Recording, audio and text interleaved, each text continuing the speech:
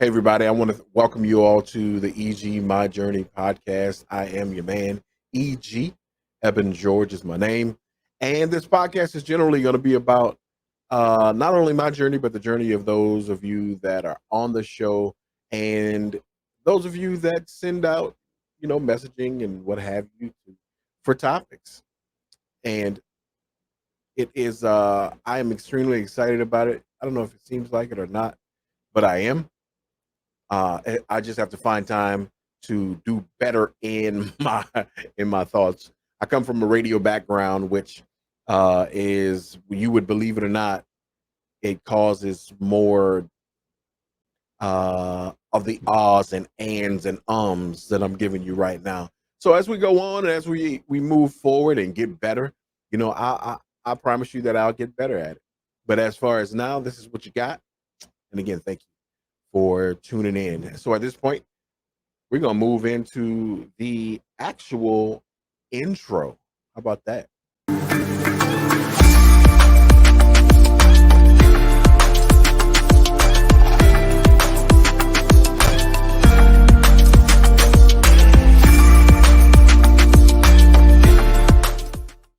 Yep, you got it. It's me. I'm back again. And so I want to start off by talking about really what this show is going to be about, what the podcast is going to be about.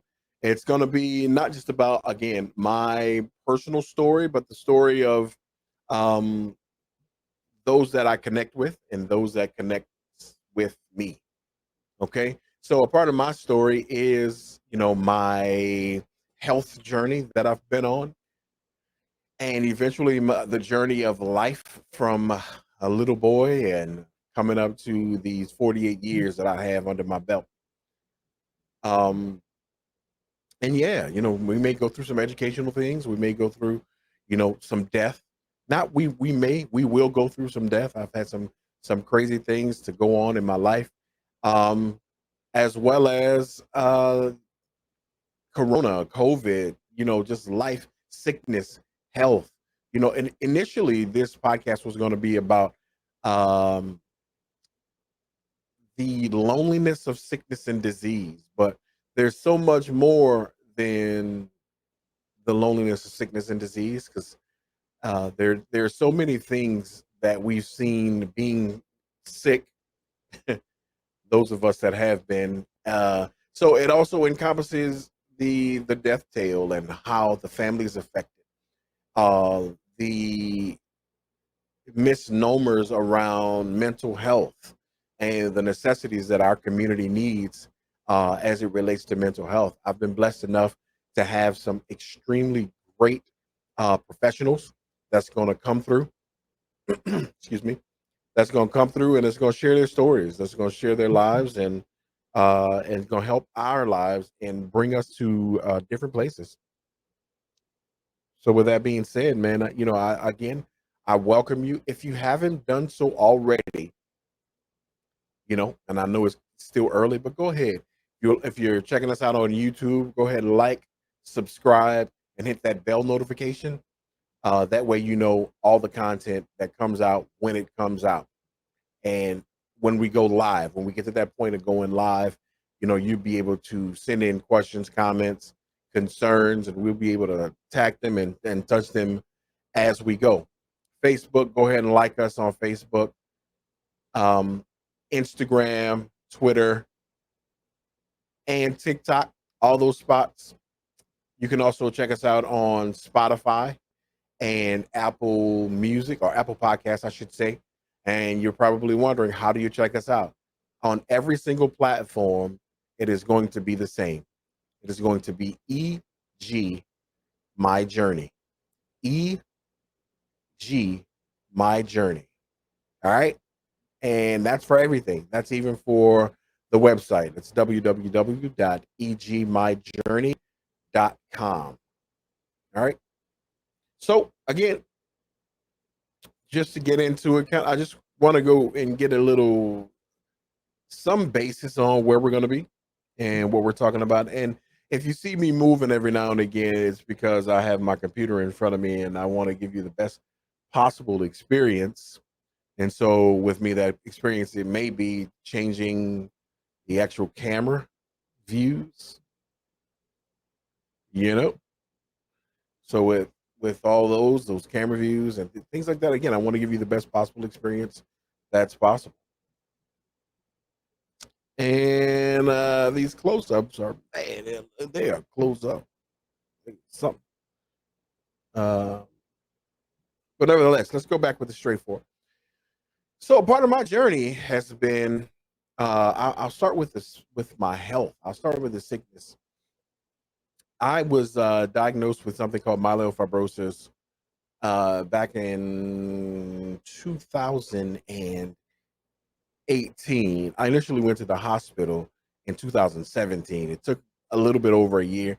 It took a bit over a year, not a little bit, but sometime over a year for them to diagnose me with an actual sickness or of some sort. Myelofibrosis, myelofibrosis, excuse me, is a very rare blood proliferative. It's a blood cancer, more or less, that has the potential to escalate into leukemia, um, which I don't have at the moment. I don't have leukemia, and I'm not gonna have it. How about that? I'm claiming that one. But what it is it affects the amount and the manner in which your blood operates within your body. So the range to be diagnosed, the normal range is 150 to 350. Since I've been diagnosed, I think it's gone up to 450. So that'll be the median range. That's the norm. Normally, when people are diagnosed, they are diagnosed with anything under 100. And when we're talking about in these counts, we're talking about platelet counts, blood platelet counts. So most people are not making enough blood platelets to actually clump their blood to make it um, clot, so you don't bleed out in some instances. For me, it is a bit more rare because it's different. I think my initial was 1327. So from 150 to 450, I'm at 1327. That's what I was at when I was hospitalized. And how did I know to be hospitalized? Some of the things that happened was I was getting I was very fatigued, number one, as well as in my left hand, I no, I'm sorry, in my right hand, I'm tripping. In my right hand, my hand was actually seizing outwards, like this, without me touching it. And I would have to open and close it. It would get numb and I would shake it. And I don't know why, but instinctively I would shake it, which was the best thing to do to get the blood pumping through my hands. I would press my fingertips and they would remain white. Of course, if they go white and you let it go, you need like a half a second, a quarter of a second. That's kind of hard to count, but just for the blood should flow right back into that area. Well, my appendages were not doing that. As well as in my left leg, below the knee, I had a feeling or no feeling at all. To be honest with you, it started out with a little numbness and tingling, as if maybe I was sitting too long or something like that, and I would just shake it. But on this particular day, I felt like I didn't have a leg from my knee down. And lo and behold, I was going through a major ordeal. Had I not been having an issue on my right side and the left side, I may have had, doctors say I probably would have had a massive stroke at that time. Me going into the hospital that day, I had a blood pressure of 237 over 123. Absolutely amazing. It was ridiculous. That was the first time that I had ever been hospitalized. Uh, and with that being said, they kept me like 3 days, I think, me 3 or 4 days. Hence, I think that was 2017. So I started to see doctors on and, trying to figure it out. And again, it took, like I said before, it took them about a year, a little bit over a year to really start figuring out what was going on with me.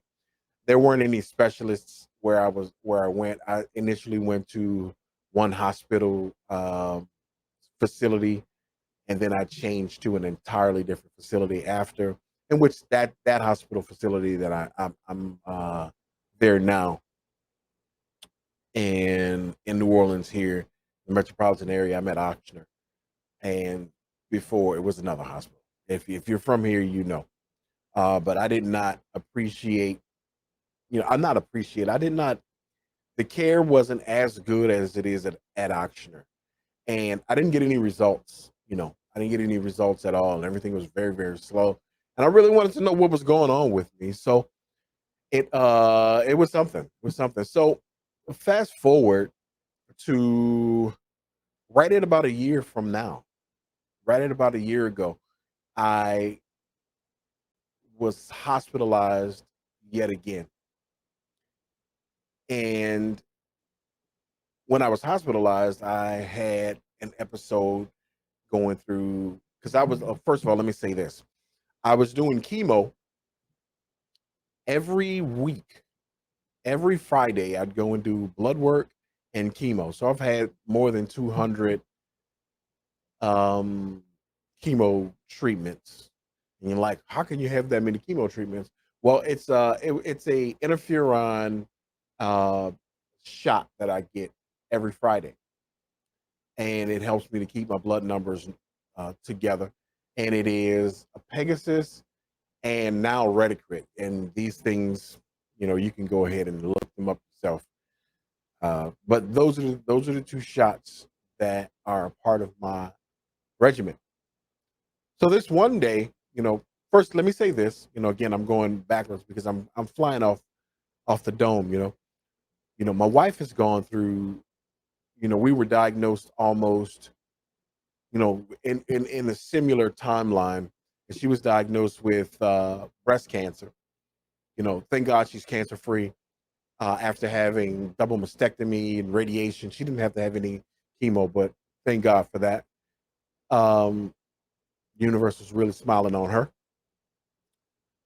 Um, so this this time last year when I went to the hospital, my wife, excuse me, ooh, my wife was she was getting her second mastectomy done, and I couldn't go because I was really sick, and I thought I had some kind of cold or, virus or something. I'd taken several COVID tests, was not COVID, and I have not had COVID. And we were going through, and we were at that point to no one could really tell me what was going on with me. I had some things going on. I felt like I was having some chest pains, and so they checked my heart. I had a EKG. At this point I'd had MRI. I'd had a CAT scan, and to no avail. I had not eaten in probably 14 to 17 days, and I was losing weight rapidly. I've since been able to pick up some of that weight, as you can see. Um, so with that being said, we were supposed to go to a wedding, but we knew we couldn't go because my wife was going to have to go in for her mastectomy. Well, that was pushed back. We were able to go to the wedding. Shout out to them; they just made a year. Shout out to Flo and Ternisha. Let me call your names out. Uh, so we went to the wedding, and I actually ate something. I started out with fruit, and I felt good because I said, I'm coming up. I'm getting on the up and up. So I ate something, and that night nothing stayed down. We went home out, nothing stayed down. So maybe 2 days later, my wife I stopped eating again. 2 days later, my wife went back into the house. She went into the hospital at this time from the postponement. And at this point, I could not go with her because I had a cough. I was, I think I had a minor fever. Yeah, I was running fever, as well as I was having terrible night sweats. So, in those night sweats, it was not a good thing and not a good look. So, I really wasn't in shape to go and sit in a hospital. And I wouldn't have been any good for my wife. So, my mother in law, she went with my wife. And through that time, I said, well, let me shake back so when she comes home, I can take care of her when she comes home. And that was my I was really focused on really shaking back to take care of my wife because I knew she was going to come home with drains and this kind of thing. She needed some some maintenance. So with that being said, the morning or the night before, I had possibly the worst night sweat ever. It was so bad I had to get up out of my bed, change my bed, well, take my bed linen off and change my clothing. And I was so drained, I went right back to sleep on a bed with no linen. Um, but when I got up in the morning, I felt phenomenal. I felt absolutely phenomenal. I felt great. And I was excited because I would be able to go in and be who and or what I needed to be for my wife the next day, which was this day was a Friday. Remember what I told you about Friday? And because this day was a Friday, I called and I said, babe, I feel great. I feel phenomenal, you know, woo woo. And then I picked her up, brought my mother-in-law home. And my excitement was, hey, look, I got my wife home and I got her into the recliner in the front. And so she can be in the right place, put her legs up, got her some food, got her some things until I come back. And so I said, well, I'm gonna go in and get my treatment, which was the chemo, doing my blood work and my chemotherapy, and I'll be back and I'm gonna take care of you. So I'll be good. So everything was fine. I'm still feeling really, really good. I get to the hospital still feeling really, really good. And I get to the actual office, not office, but my care facility, and my team, some I don't even remember who it was. One of my team members said, well, you don't look good. So they sat me in the private room, and lo and behold, me being in the private room, I don't know if I passed out or what have you, but I got really clammy, and my fever spiked to 103.9, I think. No, 102.9. So I was almost at a 103. And my fever and my blood pressure again was 230 over 129. So it was almost identical to the other when I went into the hospital before. So they then took me down to ER. They rushed me down to ER, and kind of make a long story short. And on this side of the facility, I stayed in there for 7 days. While being in there, I received 8 blood transfusions. I wasn't losing blood. My body just was not making blood. So I received, and then I needed a special blood. I needed aerated blood, and the only place to do it was the same hospital facility, but on the East Bank. So it was Oshner main campus. I was on the West Bank at the time. So in that time, I really didn't know how sick I was, but I still wasn't eating. I was very, very lethargic, and I had gone sepsis. I had it was an ordeal to be named. At this time, of course, my wife couldn't really come out, so my sister stayed with me. My oldest sister, Marlo, she stayed with me the entire time. And as that was so, it got to the point because they couldn't tell us what was going on with me. My care team, who is absolutely amazing, I mean, phenomenal, from my wife to my sisters, my sister-in-law, those four, they were out there and they were like, look, they were a force. They had the doctors on their toes, on pins and needles, because they weren't giving us any information, any clear information. Let's say that. They kept talking about what it could be, running tests and this and that, and blase. It's all kind of things. So nevertheless, after 7 days of them telling me, they told me maybe 3 or 4 days that they're gonna have to wait till the next doctor to see if they can release me. I wasn't getting any better, but I wasn't getting any worse. And I was stagnant. Oh, and by the way, my two best friends came in from out of town. Well, one from out of town.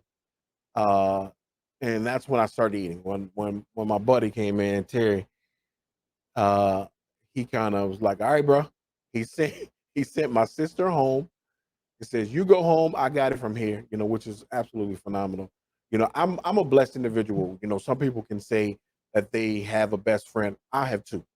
It's T Miller, Terry Miller, and Gerard Jesse, my two best friends on the planet, and they made sure that their presence was there, because in my mind I needed good energy. I needed to feed off of good energy, because at that point I thought that was the only thing that was going to keep me going. Uh, I'd gotten to a point to where I didn't think I was going to make it. I was it was like that. Just being candid and being honest. Um, and my buddy came through, and he pulled me out. Terry came through and he pulled me out. So nevertheless, day 7 comes and they said, "Well, we want to wait for the next." I said, "No, release me, please. Just get me out of here, because you're not helping. I mean, it's nothing. Nothing has happened." So I got out and I went home and I was feeling okay. Not nothing bad. Again, I wasn't feeling any worse. I wasn't feeling any better. And I think it was 3 days later, my wife and I were sitting on the couch. We were watching a movie, and she's trying to take care of me, and I'm trying to take care of her. Uh, and my daughter, she's doing her thing. My son uh, was he was in school. He was in college. Of course, he was at LSU. And which he's still there, doing fantastic. We're super proud of her. And my baby's at Noka. Super proud of her as well. So it was we were watching the movie, and I think we stopped, and I walked to the kitchen, which is probably 10, 15 feet away from where I was sitting on the couch. And I felt my leg getting a little tight, my left leg. And with that, went, sat back down again, got up again, went to the restroom, and leg getting tight, felt like it might be a little tighter. I sat down, and it was dark, so we didn't have any lights on, didn't really think about anything. We finished with the movie. I decided to go get in the bed. My wife had been on in the chair, in the recliner, because it was easier on her body. She had her legs lifted, and so forth.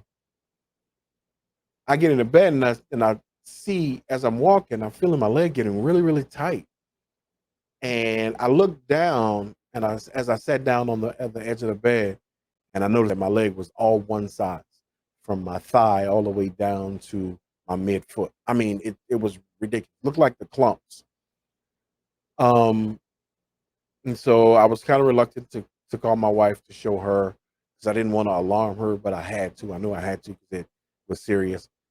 We then got on the phone with my sister-in-law. My sister-in-law came and brought us to the hospital, because it was that time, and thank God she did, because thank God we did, because it was this is when we found out I had all of those clots.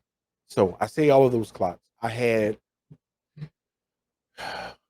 let's just say this, I had a lot of clots in my legs. So at this point, what they did at the other hospital, the hospital where I ultimately stayed 26 days, I think it was 26 days. Um, yeah, I'm sorry. So just trying to remember, don't worry about me. So they did an MRI, they did a CAT scan, but they did something a little different. They did an ultrasound on my leg, which that's how they actually found all of those clots. That's how they found, in the initial clot. They put me on a blood thinner immediately, which was uh I forget the name of it. It'll come back to me. But they put me on that blood thinner immediately to try to thin those clots, try to loosen them up, to get rid of them. And that night, they had to take me into an emergency surgery. to get rid of the clots. So initially, what happened was they got one big clot, and then they admitted me, and I got into a room. And as I'm in the room, maybe 3 days later, 4 days later, probably, I think. I'm not sure, man. I'm just giving you my story. A lot of this stuff I don't even remember. Like a lot of people that came to visit, I don't remember. But my wife, my sisters, they're there to tell me, what's really what really was going on. And at this time, remember, my wife has just had a major surgery, so she really couldn't be there again. So my sister pulled back into the cut. She's like, "All right, where we at?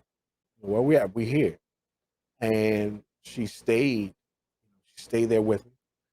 So maybe 4 days later, and like I said, maybe it could have been a week. I'm not really sure. Is when they had to go back in, and this one I had the second surgery, and they had multiple clots. You know, I mean, a lot of blood clots that they pulled from my leg. I wish I still had the picture because I put the picture up here so you guys can see it. But nevertheless, I I then went in surgery. Now, so here's where things start to get a little hairy for me. While in surgery, I woke up out of anesthesia. Come to find out, I was allergic to the blood thinner heparin. Heparin is the blood thinner uh, that was going into me. And it would only happen when they would put me into something called bolus, meaning that they would uh, push it in harder or faster. Pause. Uh, just so they can get me on a level plane. And that caused an amount of pain that I've never heard of anybody or I've never felt before in my entire life. Again, it woke me up out of the anesthesia. They had to push all kinds of meds in order to get me back down into the state that I was in.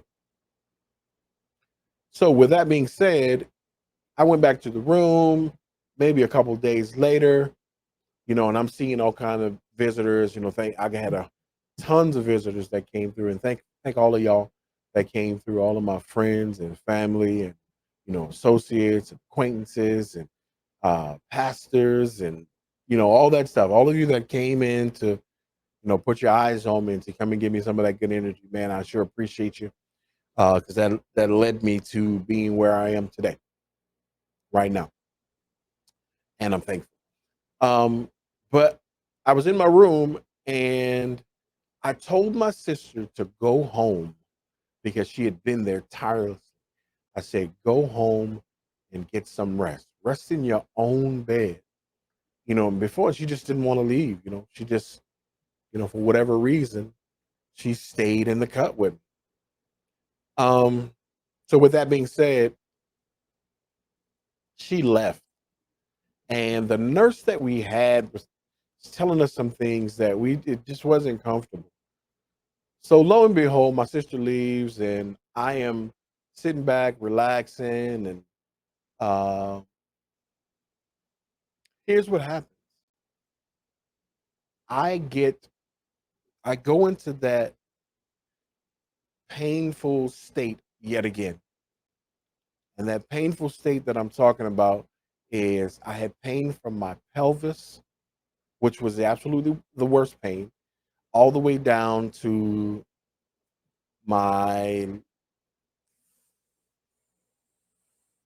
my foot, where I had the pain before. No, not my foot. I'm sorry, down past my knee. Because that's where the surgery was, because that's what I kept putting it on. They went through the back of my knee. So I had a pain that was ridiculous. And so what happened at this point was something. It was I can't explain it. So they give you, the emergency button they give you in the hospital with a little nurse, a little red button, and you push that button for the nurse to come. Well, I pushed that button and I got no answer. I got no answer. Then there was a number. I called the number. I called the number first, and I called the number 3 times, and I could hear that same nurse hanging up the phone. And it was probably because she had done that before, but she would hang up and she would come right to me because she was right there. Which I understood that. But at this point, you know, nobody came and nobody answered, and I dropped my phone on the floor. So I pushed the button, I got no answer. I pushed the button again, I got no answer. So at this point, I'm literally screaming, "Help! Somebody please help me." And at this time, I'm going back and forward with God because I think this is the end.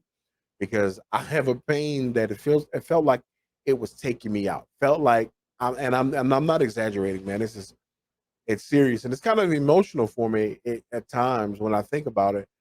Uh, just because of the pain, because I didn't have any help and I was by myself. And I'm gonna tell you now, but this is what I told God. I said, God, not like this. You cannot take me like this.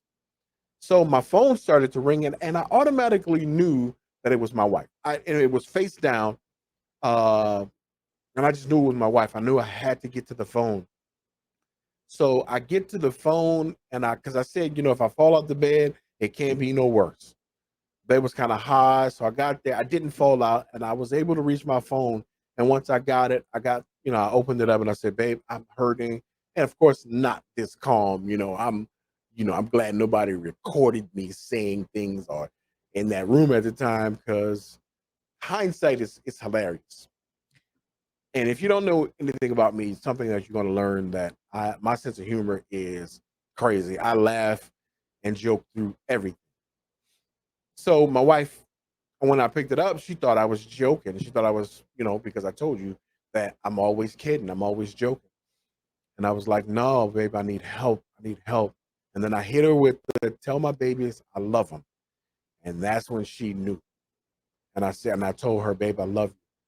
I love you. And again, it got really emotional.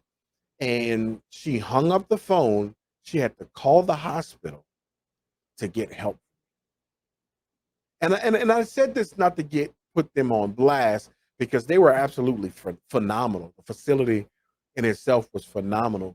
It was really just this one nurse who really wasn't a part of their team, who was a traveling nurse, who was a bit disgruntled with her position and job.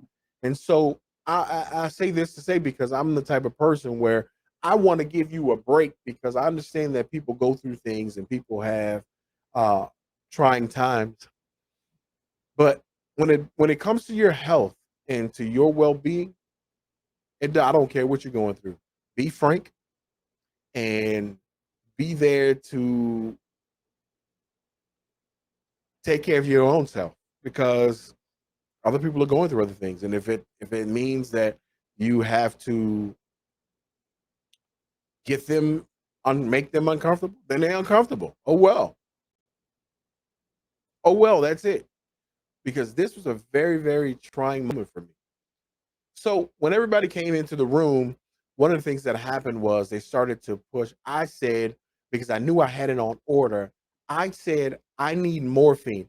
I'm not the person, I don't want any drugs. I'm the guy that's like, nah, I'm good. I'll just, I'll be all right.